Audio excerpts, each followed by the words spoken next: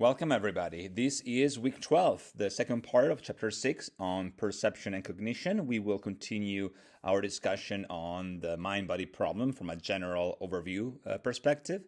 We will also continue with perceiving, seeing, evidencing, and understanding. And the subfields of neuroscience that we will examine this week will be cognitive neuroscience, computational neuroscience, sensory neuroscience and theory of perception, system neuroscience, Neuroinformatics, Neuroimaging, and Neurophysics. Now let's begin by reviewing what we said last week about the origins of the neuroscientific approach toward the mind-body connection. And one of the names that you might have remembered from previous lectures is the one by John Eccles, the famous neurophysiologist, the Australian neurophysiologist, who analyzed this problem starting from the criticism, not necessarily in a negative sense, of the consideration presented by Karl Popper. Now, some of the most important aspects of Eccles' thesis are developing collaboration with Friedrich Beck. So, to identify the concept of a mind trigger movement that acts upon the brain via the activation of cortical dendrons, more specifically, dendrons in the 6 laminae of the cerebral cortex, which are in turn connected to psychons. What do we mean by psychons? Well, psychons define a unitary conscious experience that elicits an electrochemical neural response under the laws of quantum mechanics. Again, in this chapter, we're really trying to combine what we gather from the empirical evidence to the application of theoretical methods to make sure that we don't miss important aspects in these equations. Why is this important? Well, it's important because it's connected with the concept of free will due to the activation of dendrons by psychons happening in willed actions and thoughts.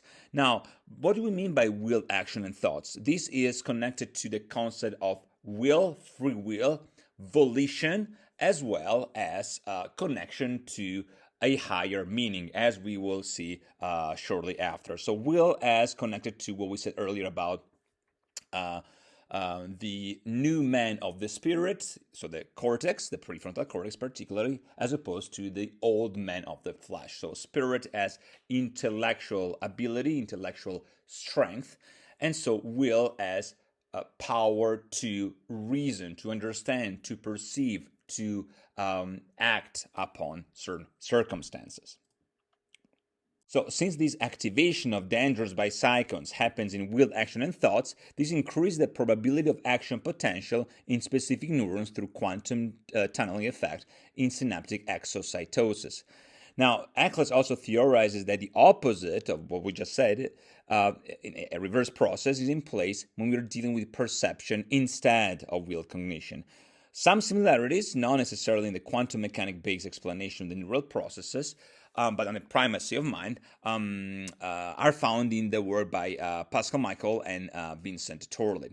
Now, one thing that I want to stress here is this theoretical transcendental approach, because the issue is not just that the West, particularly the Anglo-Saxon world, the Western scientific enterprise, the Western medical establishment, it's not only ethnocentric. We talked about the Nasirema, right, last week, and the problems with bias and racism, intrinsic mislabeling, misunderstanding, forced diagnosis that we witness in the West. So this is not only an ethnocentric problem, but it's also cognicentric or pragmacentric, terms that Stanislav Grof coined in 1998, in a sense that we interpret science, the whole of human existence, only from a utilitarian/utilitarianistic materialist perspective, because we ought to do something with it. This will not be in itself problematic, but it's dangerous if we start to believe that that's all there is, that the whole ultimate purpose, the meaning of life is productivity. So in this sense, I dare to say that it's a representation of extremes on both the left and right political spectrum. The extremist view within communism, extremist views within capitalism, because they're both materialist base, both focus on this never-ending progress that is synonymous with materialist technological advance without any focus on metaphysical, transcendental, or ethical factors.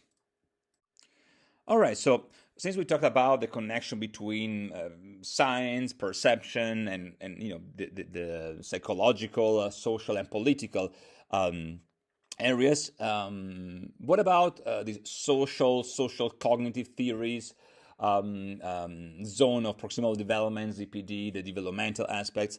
Well, Vygotsky in 1962 offered a similar view in writing that inner speech is speech for oneself, external speech is speech for others. So this is, again, important for recognizing ourselves in the other person.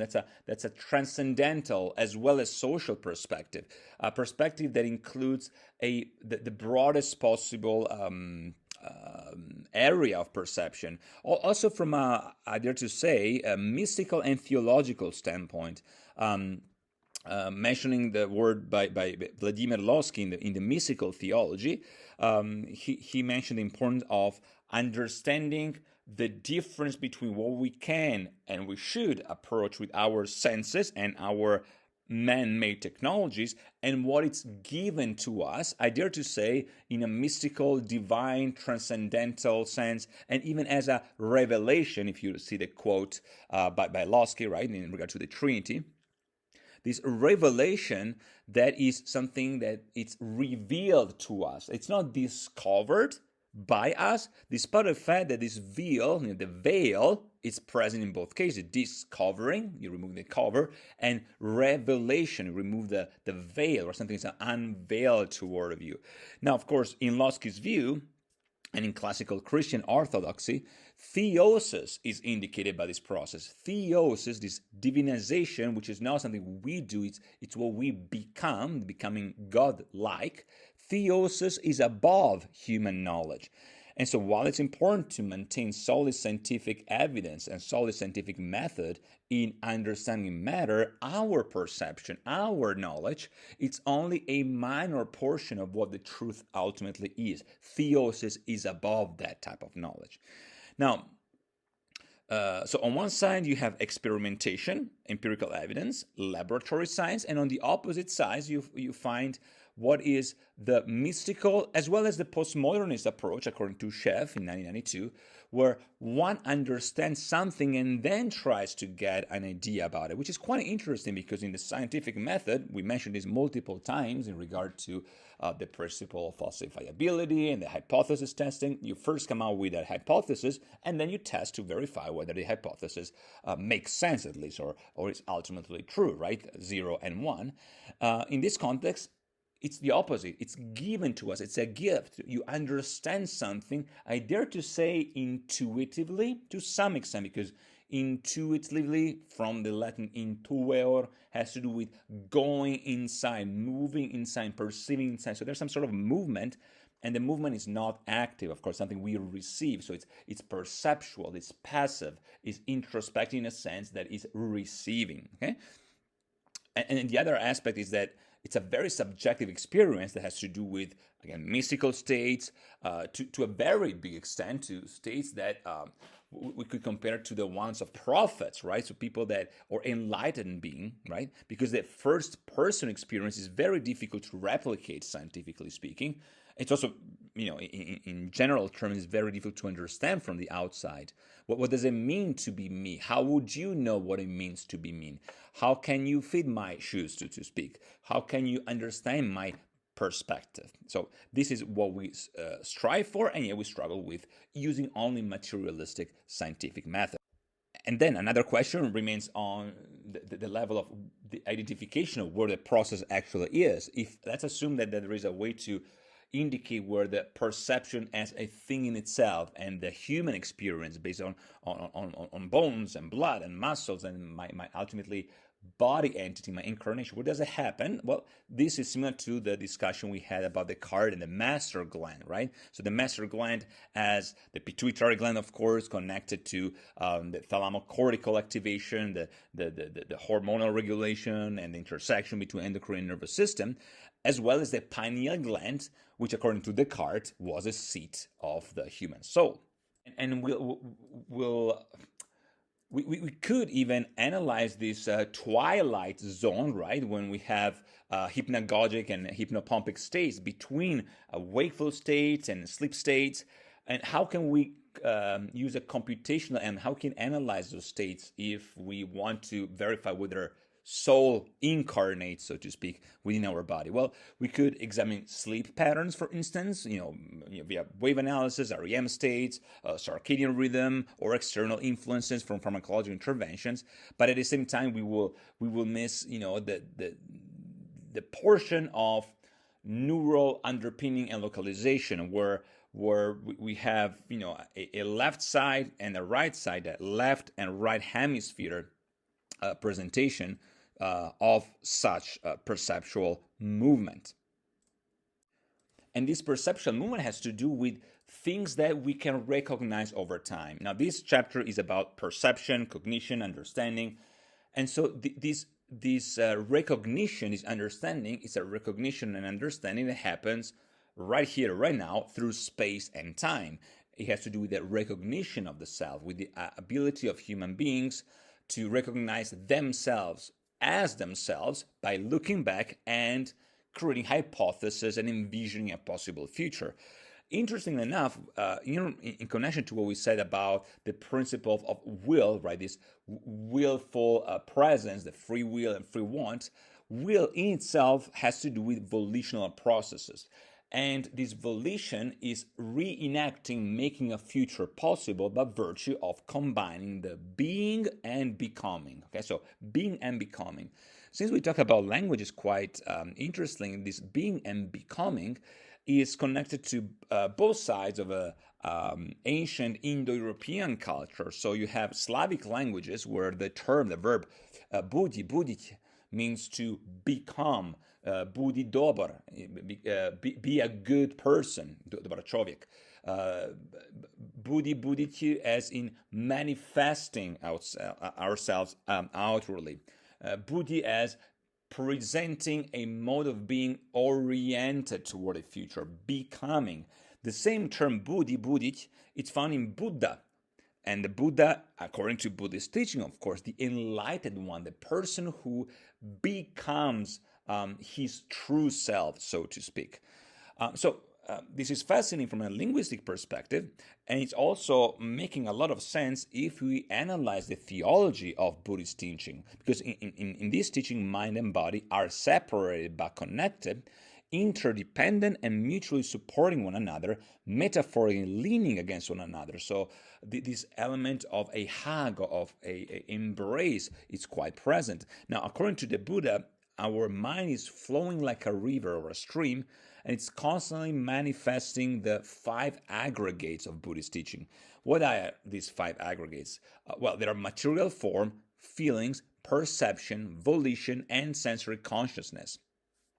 Now, this volition has to do with this will in a higher sense, okay? Will as in acting and reenacting, activating, manifesting the highest good as opposed to evil. So in the Bible, you find terms such as people of good will. So it's not just a will in terms of a forced emphasis on control. It's not the Triumph des Willens, that had unfortunate memories within Nazi Germany of the 30s and 40s. It's the will as will to reach out, to become, to be enlightened, to love even. And that's another connection with Slavic languages. Think about voliti in southern Slavic languages, such as the Serbo-Croatian continuum, so Croatian, Bosnian, Serbian, as well as Montenegrin, and to some minor extent, Macedonian as well as Slovenian, where voliti means to love,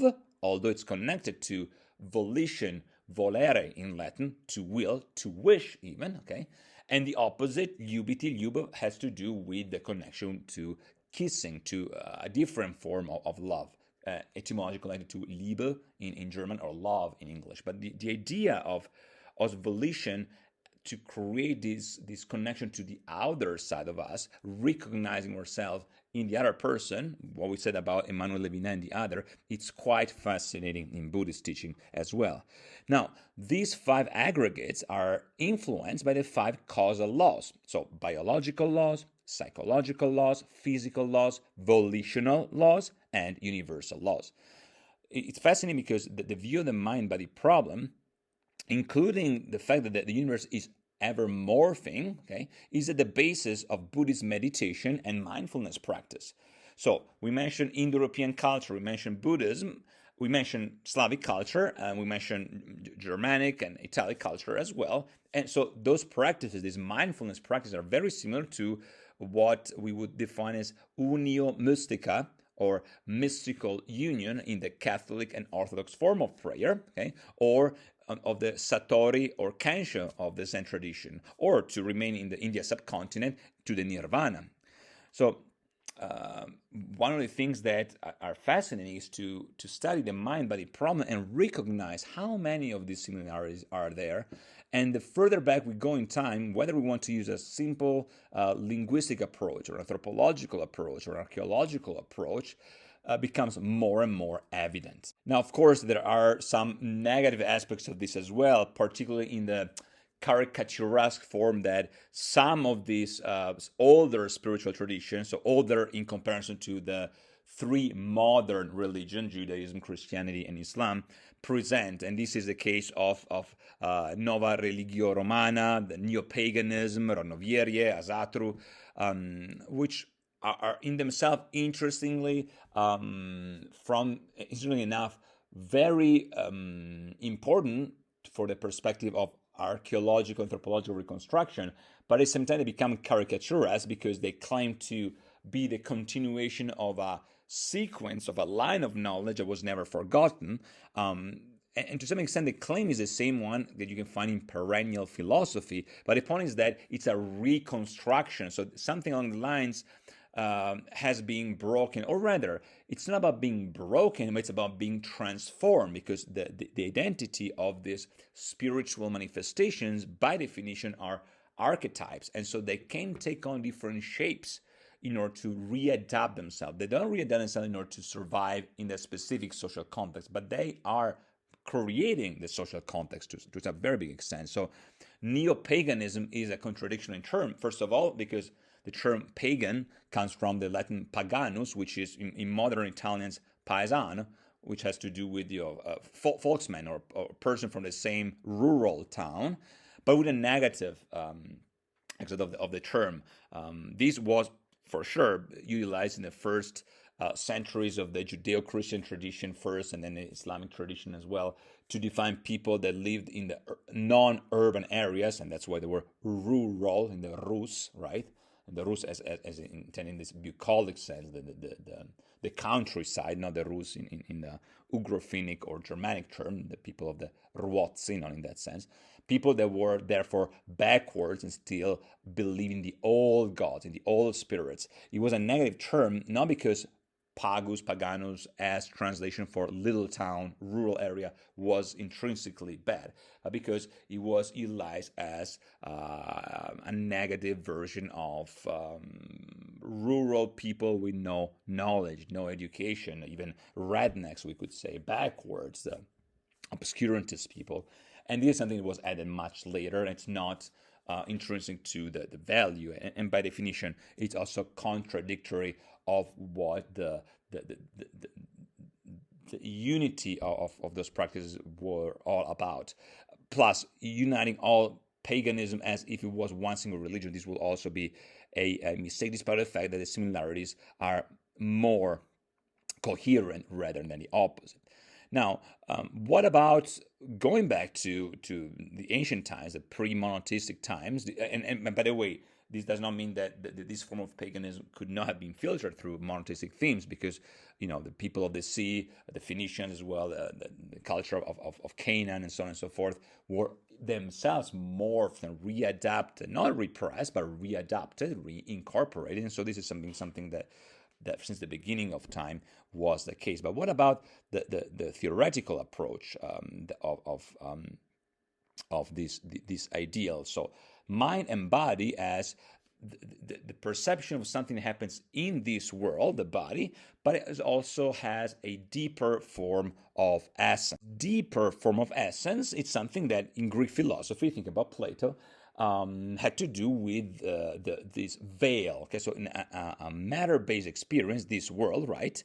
But something that is connected to something transcendental. So to go back to Buddhist meditation or meditation in general, what happens when we meditate? Well, when we meditate, there's a parachronistic moment, a moment outside of time and space, of eternal presence. This moment is achieved by removing the external shells of the ego, and I'm using ego here in somewhat imprecise version, a version that has to do with westernized application of pseudo-Freudian psychoanalysis, where the ego was not considered a bad thing, but keep in mind that ego is simply the first person pronoun in Latin, so it's equivalent to I or ich or yo or ja, etc., as in Bulgarian.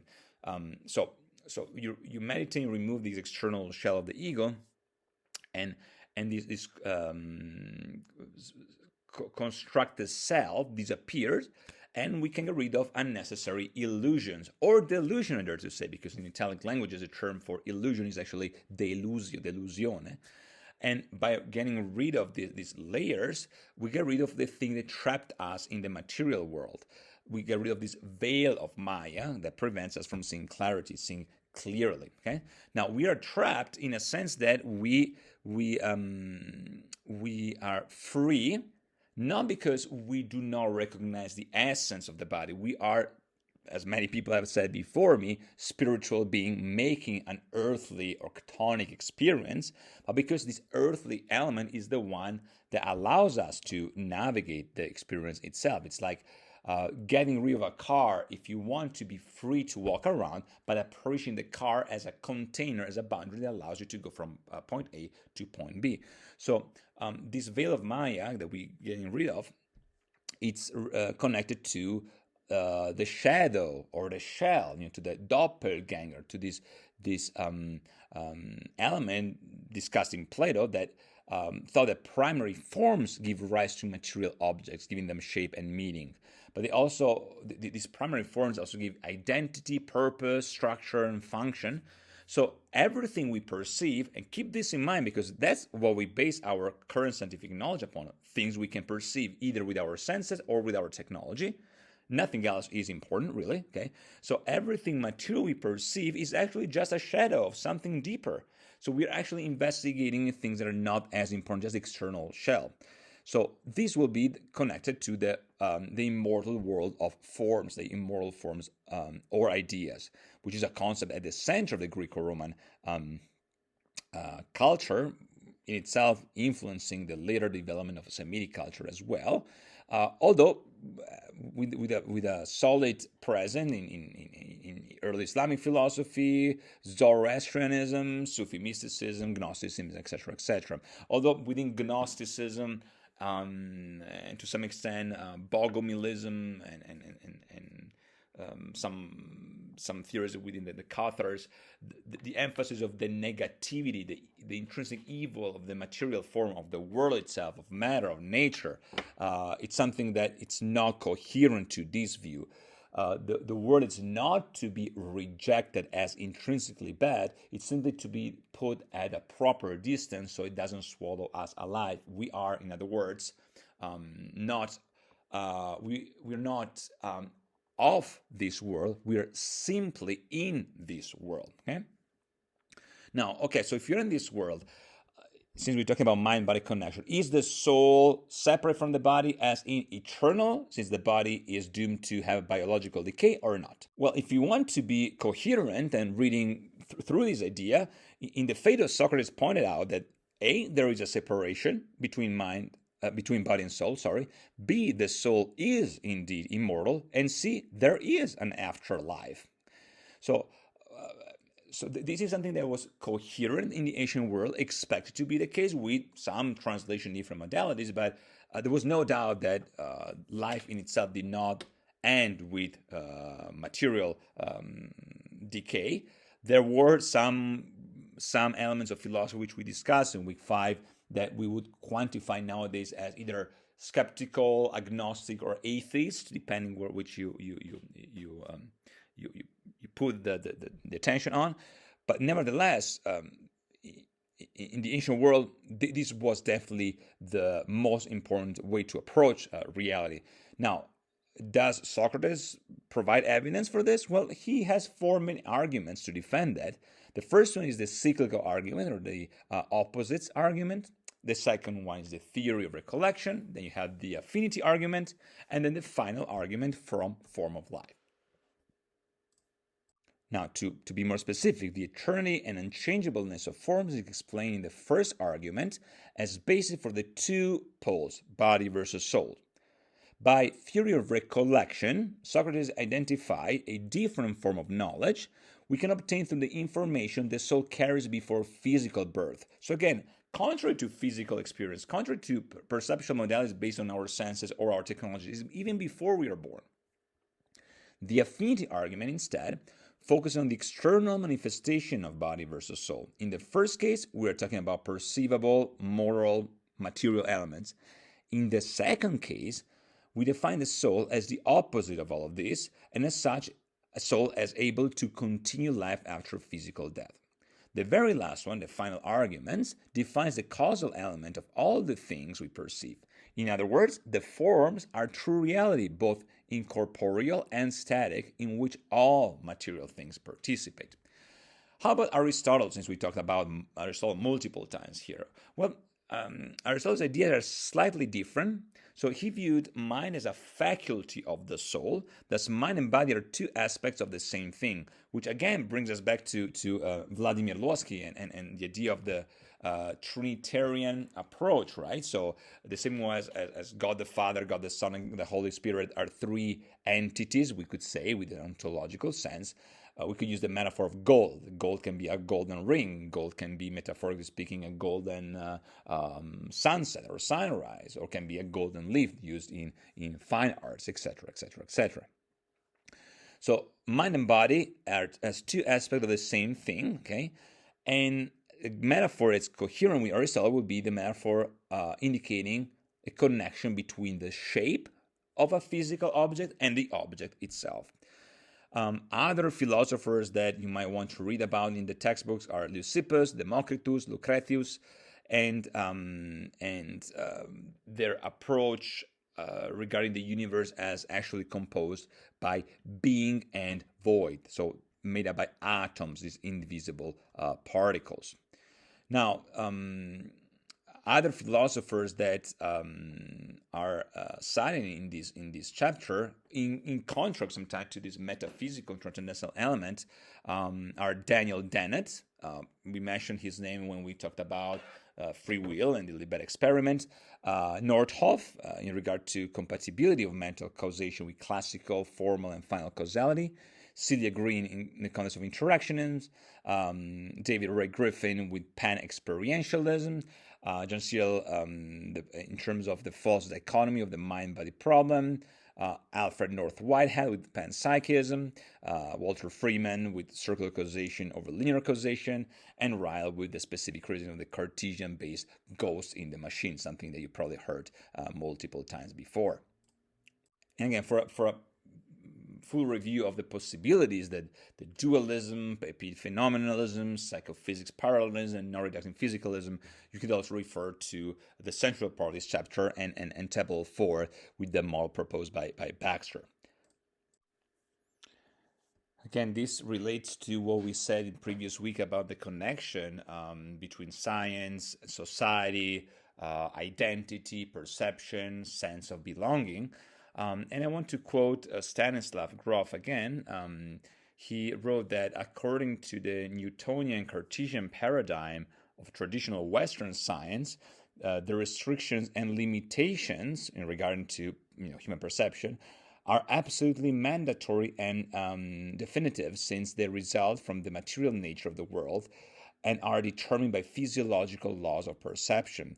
However, modern consciousness research has clearly demonstrated that in transpersonal experiences, this limitation, again, the limitation of physical material nature, do not apply and can be transcended. This represents a critical challenge not only for psychiatry and psychology, and in our field, of course, neuroscience, but for the entire philosophy of Western science. Now, of course, Western science specifically understood as Western Anglo-Saxon model, a science that forgot or at least does not want to remember where it came from after the age of industrial revolution, after the age of enlightenment, after the age of artificial forced separation between empiricism, evidence-based science, and transcendental factors. This is connected to understanding structure and function of what mind actually is, to hylomorphism in the version by Vygotsky, as well in understanding what rational physical phenomena are in general. And I want to quote Atmanspacher here from Quantum Approaches to Consciousness from the Stanford Encyclopedia of Philosophy. Atmanspacher in 2015 wrote, "One rationale for the focus on psychological phenomena is that their detailed study is a necessary precondition for further questions as to their neural correlates. Therefore, the investigation of mental quantum feature resists the temptation to reduce them all too quickly to neural activity. There are several kinds of psychological phenomena which have been addressed in the spirit of mental quantum features so far: decision processes, order effects, bistable perception, learning, agency, semantic networks, and superquantum entanglement correlations." So again, our current materialist paradigm no longer is sufficient to describe the mind-body connections. And there are multiple other models of consciousness that go beyond that. At this point, old school, surpassed, I dare to say, superstitious materialist view. Other models of consciousness include, they're not all of them, but I think the list presented in this chapter, it's quite comprehensive, the most common ones. In order of presentation: coalition of neurons, dynamic core and IIT, field models, general quantum mind models, global workspace models, higher order thoughts, HOT, information integration, multiple drafts theory, recurrence models, sensory motor theories, subcortical models, thalamocortical rhythms, internal simulation and self-modeling, including retinoid model, self-model theory of subjectivity, world simulation or metaphor, and others.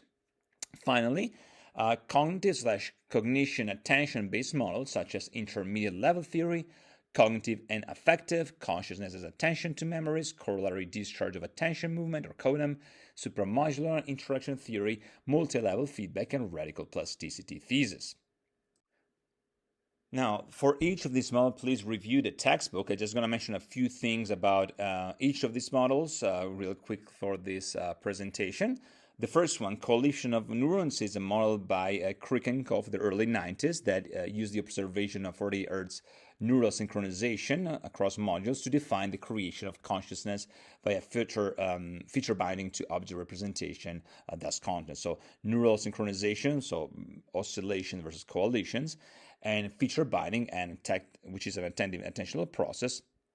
And in neuroanatomical functional terms, unconscious processing in this model mainly consists of feed-forward cortical waves. So conscious processing instead is constituted of bidirectional signal flow standing waves. For each model, I tried to identify some of the issues. For coalition of neurons, one of the problems is that it does not really provide enough evidence of causal factor for the emergence of the self, and it overlaps with the same level of oscillation as observed in anesthetized animals. The other one, by Tononi and Edelman, is the IIT, or Integrated Information Theory. In itself, together with dynamic core and integrated information theory, is part of complexity of activity. Now, this is very, very complex, so please review the full description there. But and I will also include a YouTube video link to better explain this one with an interview. But among the main trains of the theory, we find the selection approach toward neural developments, microarchitecture, anatomy, and function.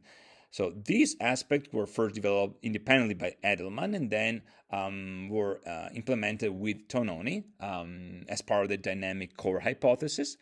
And they focus on the complexity and the computational information-based essence of consciousness, as the name implies. So IIT suggests that for every conscious perception, there is computational selective discrimination in place, which follows and produces information. So those perceptions are scenes that are integrated and differentiated through qualia or subjective conscious experiences. So there's an ever-increasing series of information obtained through neural networks. Now, what is interesting is that these changes instead happen in a specific succession, a specific order, but they're still able to maintain a unitary stability. So there is an inside-out and outside-in movement, itself caused by external and internal environmental stimuli by neural clusters, which creates a series of interaction. Now, the quantity of information thereby provides what IIT defines as phi, which is a direct measure of causal interaction within the system, and is thus interpreted as a quality of information. Because again, this differentiation, specification of conscious experiences are produced by the intrinsic value of these variables. Okay, so there are different values of phi that depend on different level of consciousness. Moving on to field models. What can we say? Well, consciousness here in this model is equated to the activity of fields, which can be in turn defined as having integrative electromagnetic neural processes. So these electromagnetic properties of the nervous systems are supported supported also with some differences in terms of function and synchronicity by Ginsberg and Fagan and Pocket.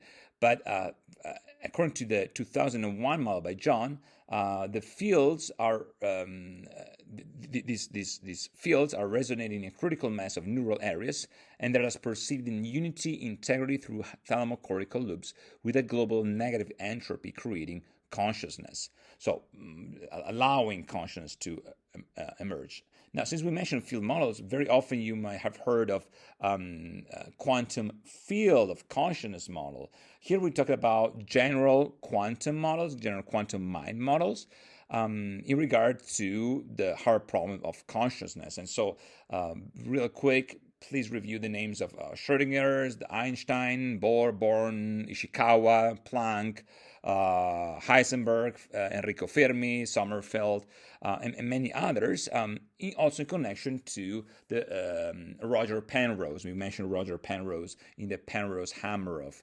model, and the idea of a process that relies on a mechanistic creation from quantum structure, albeit with some lack of detail.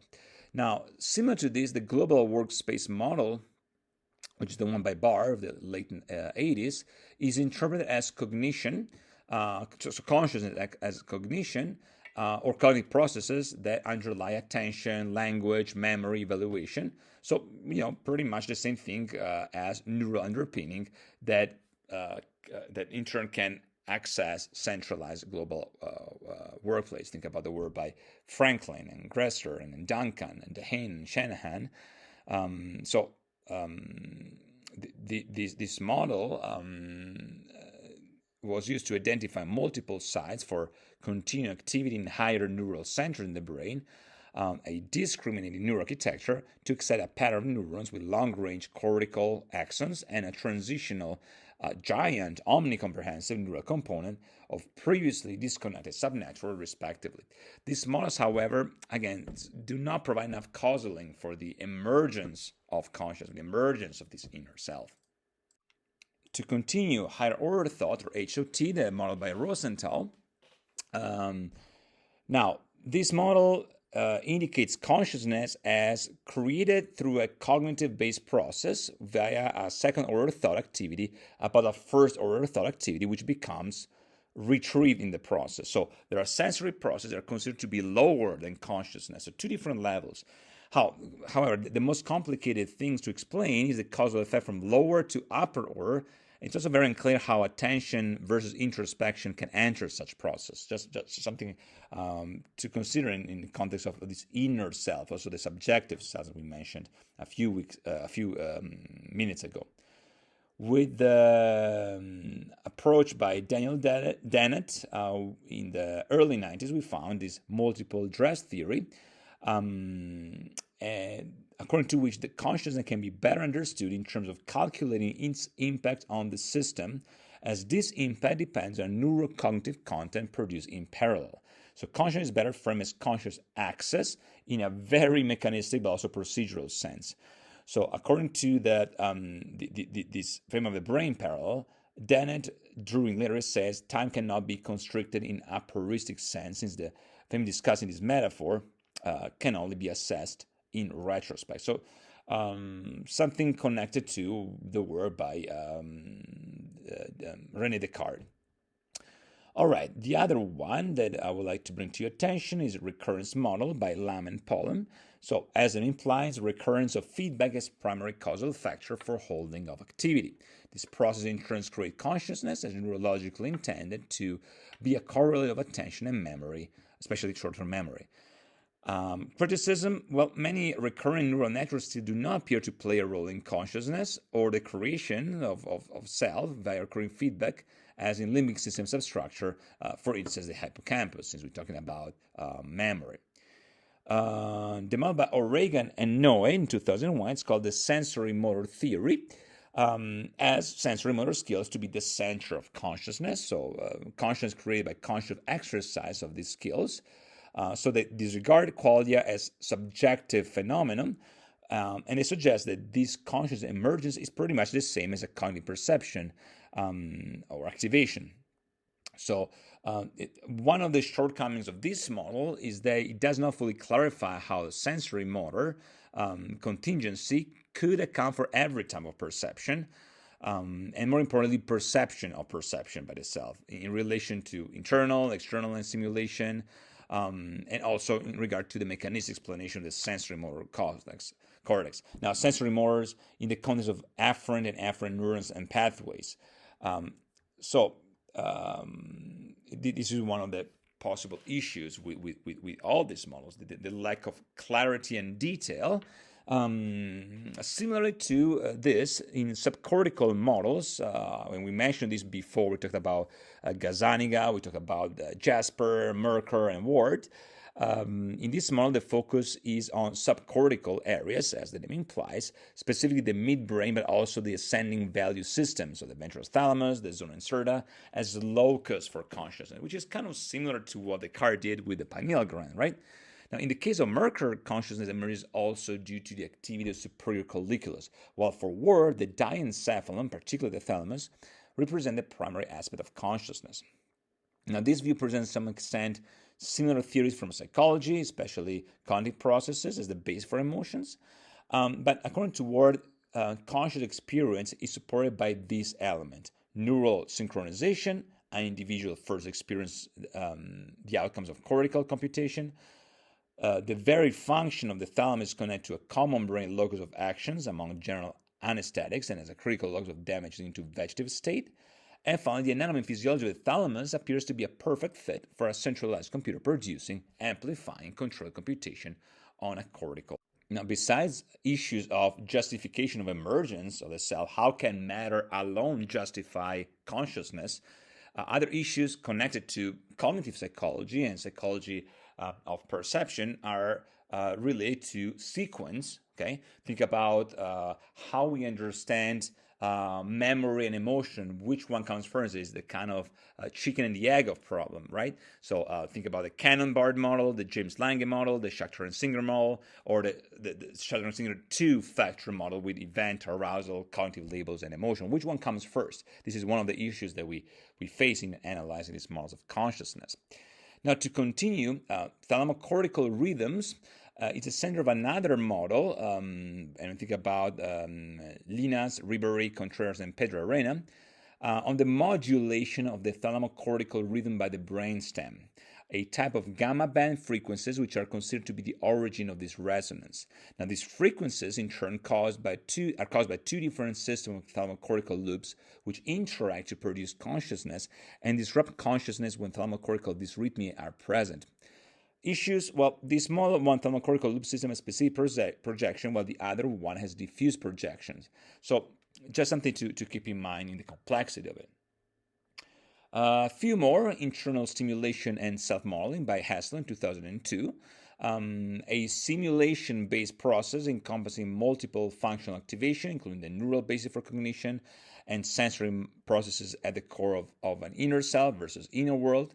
If you remember this was quoted by Grosh and Revonswo in regard to the world simulation metaphors. Now, Revonswo views consciousness as interaction between the environment and the organism. So this interaction is internal and dreamlike to some extent. Another model is offered by Treehub, which focuses on the perspective of the self, which we could categorize as egocentric, not necessarily from a developmental perspective, not the perspective of Piaget, for instance. It's more functional, activated, and allowing the conscious content to be perceived by the self. A close model is the self-model theory of subjectivity by Metzinger, in the sense that everything we perceive is in itself a model, a phenomenological-based model, but not really ontologically defined as true self. Cognitive or cognition attention-based models. Think of the one by Sloman and Chrisley in 2003, the correlative discharge of attention movement, or CODAM, the cognitive affective computation schema, or COGAF, modeled by Taylor, right? There are, at this point, some of these, the CODAM by Taylor, the COGAF by Sloman and Chrisley, there are some overlapping elements. And there are many others. I'm thinking about the one by Heikkinen in 2003, the supramodular interaction theory, or SIT, by Morsella, the polychronous groups by Zhikevich, and the global workspace model by Barth. That it's the closest in terms of similarity. Now, CODAM is similar to an intermediate level theory in the sense that consciousness is mediated by a system which is aware of its own world representation in a connective sense. Now, to be clear, regardless of which model is your favorite, the main issues here is connected to how we relate the theoretical model to what we can observe empirically, or at least with a certain degree of precision in mathematics computation. And a good example in this area would be the research on non-ordinary states of consciousness, or NOSC, within medicine, as well as near-death experiences and comatose states and locked-in syndrome. But one of the issue is also an issue of, I dare to say, choosing, picking, and deciding which perceptual modality is the most important one. Now, one thing I want to mention is the perspective of Settle and Lilienfeld in 2013. They observed that it's not logical to regard behavior as beyond an individual's control simply because the associated neural mechanisms can be shown to be in the brain. So this does, just the fact something is brain-based as a brain underpinning does not demolish free will in any possible way. We mentioned this multiple times. The assumption here is that there is an existence of an illuminated brain that clarifies everything about reality. So what do we mean by illuminated brain? Well, we mean several things. A is illuminated because of the functional magnetic resonance imaging of the areas illuminated through, fMRI, right?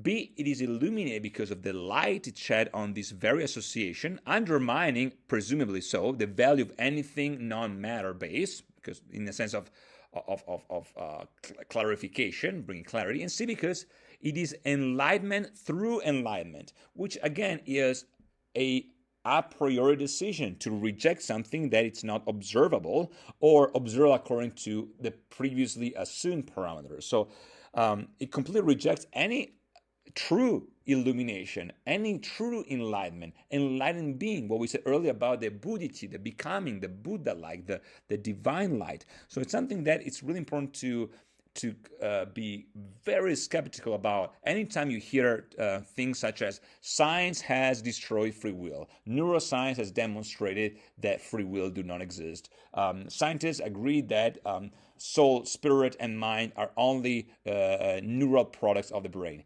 No such thing has ever been demonstrated. Now you might wonder, okay, well, to each their own. Anybody can choose any perspective they want. So for people that are more materialistic oriented, they can, so to speak, believe in that, as long as they use believe as a term.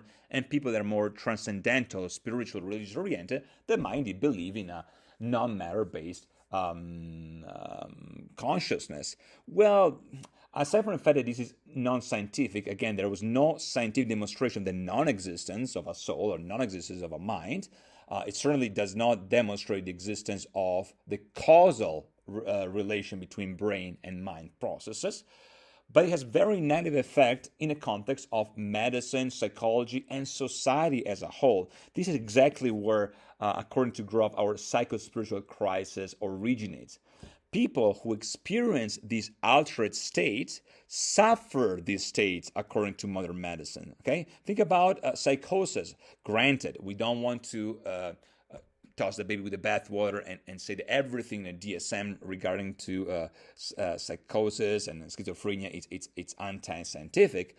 But to interpret that as the only possible explanation is in itself very unscientific. Okay, so all these metaphysical, transcendental perception that people might go through in the forms of visions, extrasensory perception, I dare to say transcendental features, religious features, they need to be suppressed or possibly annihilated according to modernist, reductionist, materialist psychiatry and neuroscience. So modern medicine and modern science emphasize experience rather than talk, a process recently questioned by disciplines such as narrative medicine. Now, this is also important to criticize some other position. Think of Sam Harris, quote, "The more we understand ourselves at the level of the brain, the more we will see that there are right and wrong answers to question of human values." Well, where exactly? Saturn Lilienfeld said that neuroscience is very useful in addressing and answering, from a scientific point of view, questions of neural processes in moral decision making, but it does not focus on the ethical aspects of this decision. Quote, "It is not at all evident how such discoverable facts could ever constitute a prescription for how things should be."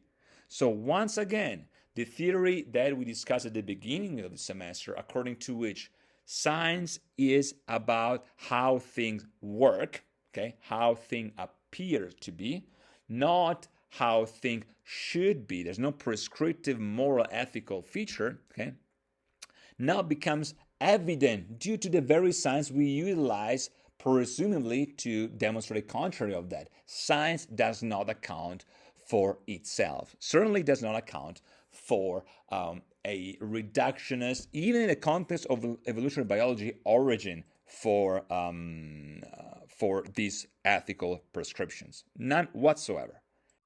And this, again, has to do with our interpretation of the term evidence. What do we mean by evidence? Something that becomes apparent, that shines light upon the truth.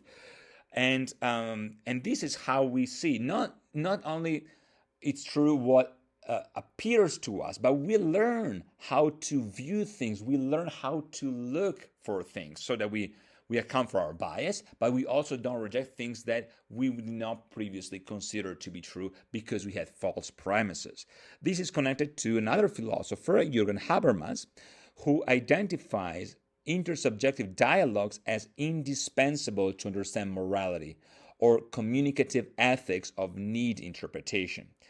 So value and importance as ulterior to social phenomena, but also social norms as behavioral baseline and peaceful alternative to further conflict. So everything we're saying here is connected to society. We're not talking about the neural underpinnings of behavior and a connection between critical neuroscience and philosophy toward perception, just to provide more theoretical precision. No, because this has a strong impact in the way we perceive the world as a whole, in the way we interpret moral decision making in order to interpret our values. In this chapter, toward the end of the chapter, before we discuss other subfields in neuroscience, I mentioned a few cases within biomedical ethics that were really, really tragic. I mentioned the one by Michael Farley, the one by Terry Schindler-Schiavo, the one by Jahim McMath, and many, many others to provide some elements of discussion.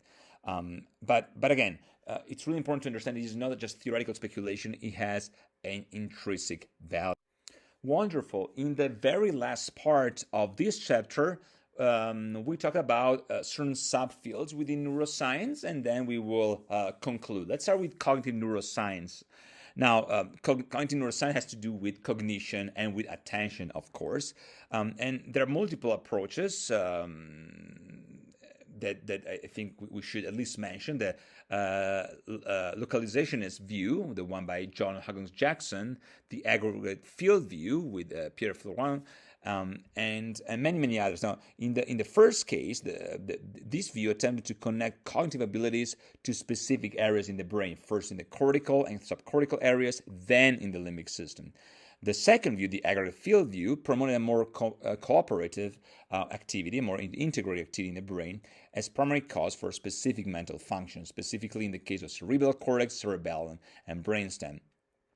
And this has to do with the neuron doctrine, the complete mapping on the brain, and all the historical names of neuroscience: Wernicke, Angelo Mosso, Gustav Reich, Corbinian-Brodmann, Broca, Hitzig, so on and so forth. Now, in more modern sense, also thanks to MRI, fMRI, SPECT, and PET, PET scans, some of the focus has been progressively moving on, especially with Marr and Neisser and Miller, to the classic 3 levels of neuroscientific analysis. More specifically, at least this is the view by David Marr, the computational, the algorithm representational, and the physical. Now, this is a framework that still it's dominating in cognitive neuroscientists, right? Now, computational neuroscience is connected to it. It's a very theoretical neuroscience, and determining the hypothesis that neural mental activity is a question of quantity and therefore of computation. So the focus of cognitive neuroscience is primarily on the biology, function, and activity process of neuron and neural systems. So it uses a real and model-based computational system to create theoretical hypotheses, which can in turn be tested using, as you probably suspect, laboratory experiments with the help of biology and psychology. To give you a few examples, frontal and parietal lobes are analyzed as brain integrators for the data coming via multiple sensory processes, and they are investigated with the help of animal models, particularly in single unit recording in primates. Animal models are very important to test the disorder at the intersection of psychiatry and neurology, or to debate the possible application of computational approaches of consciousness, for instance, in the work by Crick and Koch on neural correlates of consciousness, or NCC. Modeling and simulations as simulations are the center of integrated neuroscience-based investigation of neural processes and the concept of intelligent machines as the descriptor of biological structures, and theoretical models for the analysis of decision-making processes such as neural modeling or the computational representational understanding of mind, or CRUM. So, if you want to sum up what is computational neuroscience, well, it's a hybrid field that also comprises mathematical descriptors to investigate the properties of specific cells in the nervous system and the generation of action potential across the membrane. Now, the biological neural models, Spaky neural model, subdividing electron input-output membrane voltage models, and natural pharmacological input neural models are just a few of these models. Now, since we're talking about attention, learning, and memories, there are models that are very, very popular, the one by Hebb and Hopfield, and models that understand how these processes constantly morph, strengthen, and rearrange according to the 2 basic types of synaptic plasticity, so intrinsic homosynaptic and extrinsic heterosynaptics. Now, from the viewpoint of computational neuroscience, multiple timescales functionality is a very interesting aspect of this type of plasticity, especially in the context of neurophysiological memory analysis. This approach, in fact, provides new insight on the quantitative impact of changes in synaptic transmission elicited by external stimuli. Problems, issues, well, there are very many unanswered questions, such as one pertaining to the lack of detailed information how low connectivity areas, in comparison to the site-specific neural networks found throughout the brain, and appear very complex and yet very organized, at least at the level of biological neurons, but less specific than their artificial counterparts. So there's always this issue between the two. So think about artificial models like Genesis or Neurons, software platform, the McCullough-Pitts model, other models of neural network activities, and the fact that the activity depends on specific computational functions and geometric structures or properties at the level of neuronal cells, axons, and dendrites. This is also connected to what we said a few weeks ago about microtubules, but also in a broader sense in terms of neurons, interaction, and networks. Now, sensory neuroscience and theory of perception. In this chapter, we cannot spend too much time on any of this because you could have a full textbook only about theory of perception. But for now, keep in mind that sensory neuroscience targets the physiological, anatomical aspect of perception, particularly the audio-visual olfactory system, while theory of perception investigates, as the name implies, theoretical underpinnings. This is, again, connected to consciousness understanding or understanding consciousness. Think about Kant's theory of pure understanding. Now, understanding consciousness in itself is a Hegelian term, as a mind's own image of itself, so seeing itself as a unifying principle, an omnicomprehensive greater self. Okay, but this is connected to the way we interpret full consciousness, full awareness, also unhappy consciousness connected to melancholia and depression. So what we said earlier about the missing perceptual abilities that might be cause for certain mental health issues. Now, if the theory of Kant is guilty of missing the mark of realism, which is fundamental in the context of sensory neuroscience, this is based on senses, this type of consciousness is linked to a real person evolving sub-moments that's drawing ontological elements from philosophical tradition predating Kantian speculation. To review some of the basic elements of sensory neuroscience and perception, there are terms such as extra or exterior reception or sensory perception, which have to do with the information provided by the external world through our senses, external perception. So there are two main directions and two main processes underlying perception. We have afferent and afferent directions. So the first one, A, and the other with the E. So from ad ferro in Latin or ex ferro in Latin. So they have afferent and afferent neurons. The first one with the A responsible for the delivery of nerve impulses from the sensory stimuli toward the CNS, and the latter with the E responsible for carrying inputs from the CNS to the muscles, so motor neurons. Now, in neuroanatomical terms, afferent neurons with the A enter the spinal cord through the dorsal root, while afferent neurons with the E exit the spinal root from the ventral root.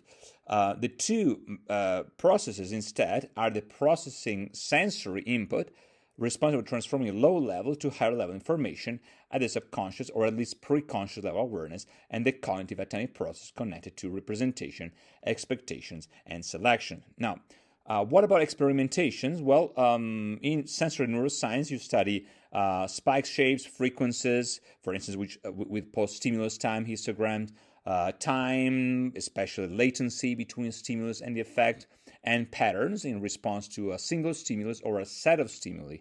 An approach which is similar to behaviorist investigation in the context of conditioning, although with techniques such as electroencephalography,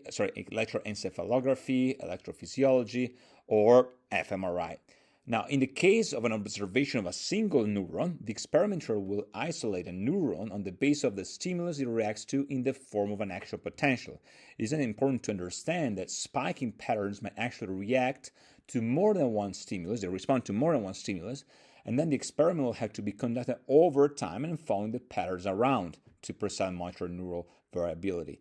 Now, following the patterns around is exactly what we talked about last week in the context of logical mathematics, mathematical logic, right? That's recognition of patterns. Now, this approach, together with linear regression, will allow a very accurate image of the neuron spatiotemporal receptive field and thereby account for excitation and depression processes in the neurons. The field of systems neuroscience is responsible for the study of neural circuits, networks, and systems, including the associative circuit, the limbic circuit, and the motor circuit.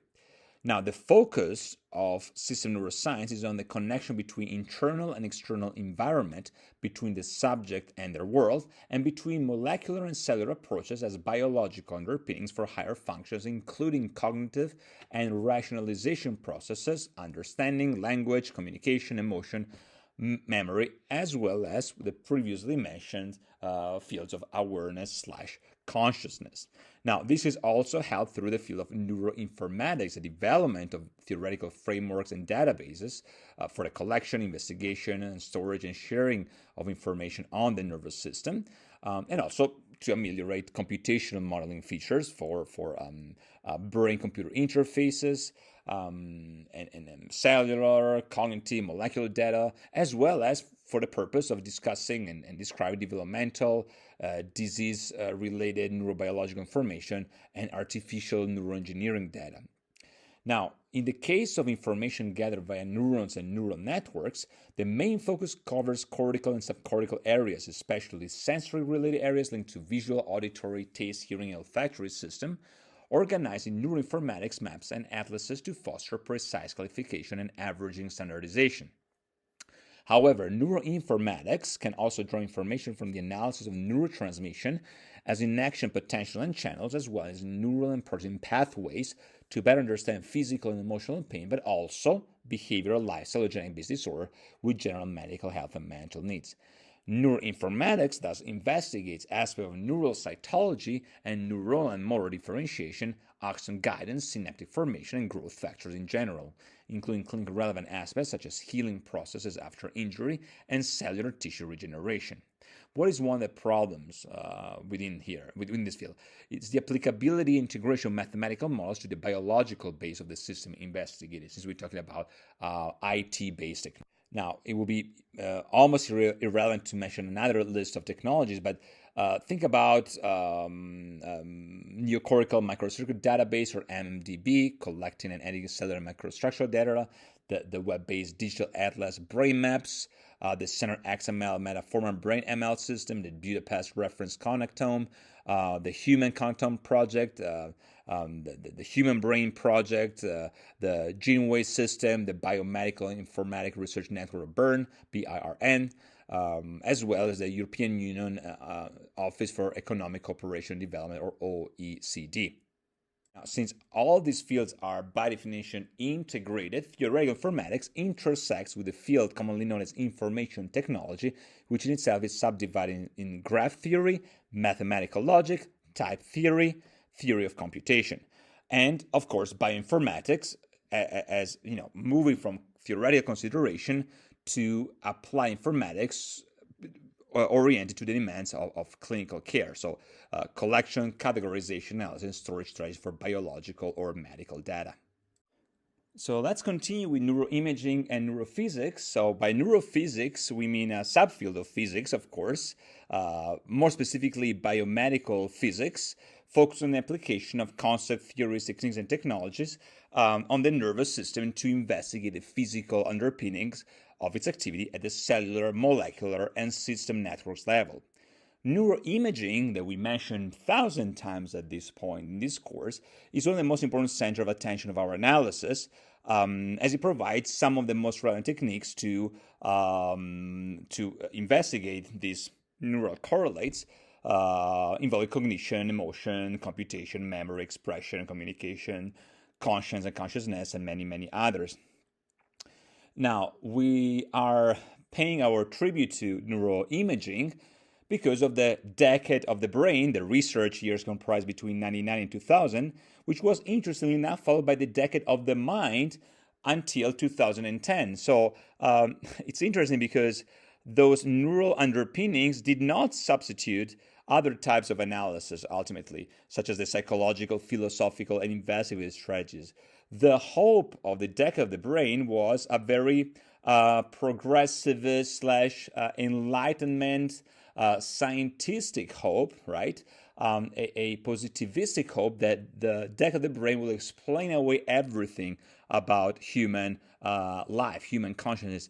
This turned out to be not the case at all, despite the fact that we learned a lot of things thanks to these new technologies, starting from the human circulation balance of Angelo Mosso through the ventriculography by Dandy, the subsequent pneumoencephalography or PEG from Moniz, the cerebral angiography or CAG, the computerized axial tomography, the CAT scan by McLeod, Cormack, and Godfrey-Newbold-Hounsfield, the single photon emission computed tomography or SPECT, the positron emission tomography PET, all the way to the always improving technologies such as magnetic neuroscience imaging, so MRI, formerly nuclear magnetic resonance spectroscopy or NMR, and many others. Now, for the purpose of our analysis, the only one that I want you to review on the textbooks are computed axial tomography, cranial ultrasound, diffuse optical imaging, event-related optical signal, magnetic resonance image, functional magnetic resonance imaging, positron emission tomography, single photon emission computed tomography, and magnetoencephalography. So please review this one in the textbook just to have a solid grasp on what they're doing, and this will provide you with a solid basis for the understanding of the very last chapter of the book. Now, this has all type of connection with the sense of self, as we mentioned in previous chapter.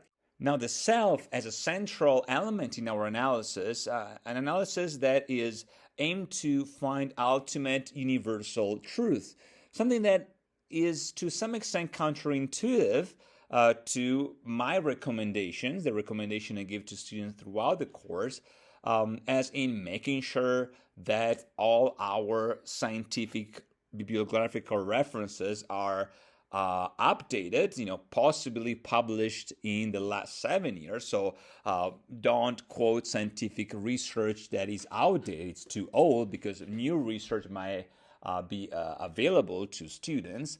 And yet, the most important elements that we need to understand that will be at the basis of next week's discussion are things that are completely detached from current scientific knowledge, not because they go against scientific knowledge, quite the contrary, but because they're the premise for scientific knowledge. Since science is also about discovery, you cannot discover things that were not already there, either to say since time immemorial, since the beginning of time. So there are things that are really outside of time and space.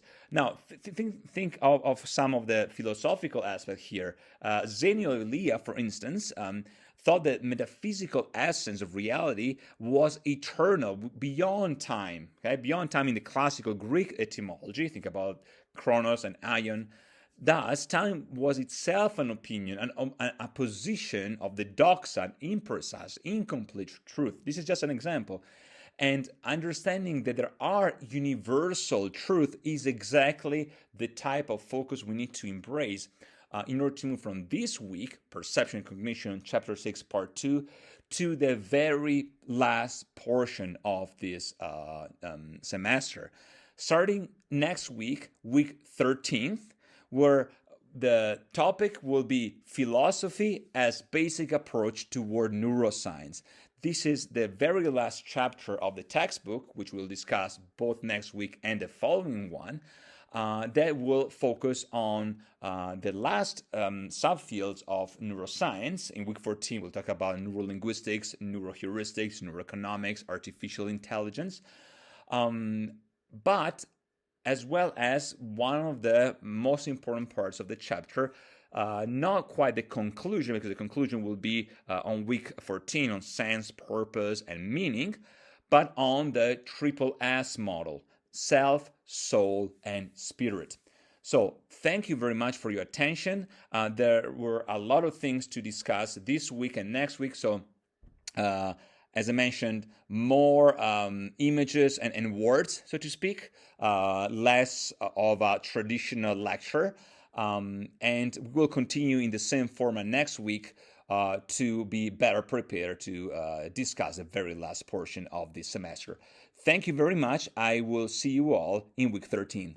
Bye-bye.